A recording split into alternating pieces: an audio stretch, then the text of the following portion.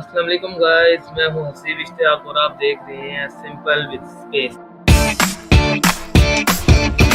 दोस्तों, आज की वीडियो में हम बात करेंगे उर्वशी रौटेला के बयान की कि उन्होंने नसीम शाह के साथ वीडियो शेयर क्यों की, और हम बात करेंगे नसीम शाह के बयान की कि उन्होंने बॉलीवुड एक्ट्रेस के बारे में क्या बयान दिया, और उसके बाद बॉलीवुड एक्ट्रेस का क्या आया बयान, हम देखेंगे इस वीडियो में।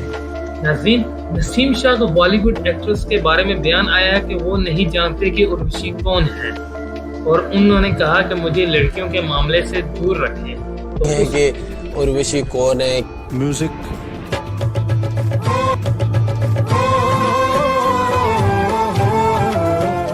के बाद बॉलीवुड एक्ट्रेस ने भी अपनी खामोशी तोड़ी और अपना बयान दे दिया, जिसमें उन्होंने कहा कि उर्वशी की तरफ से शेयर किए गए पोस्ट की जानिब में कहा गया कि कुछ दिन कबल मेरी टीम ने फैंस की एडिट की गई तमाम वीडियोस शेयर की जिनके बारे में किसी को इल्म न था कि वीडियोस में कौन लोग हैं।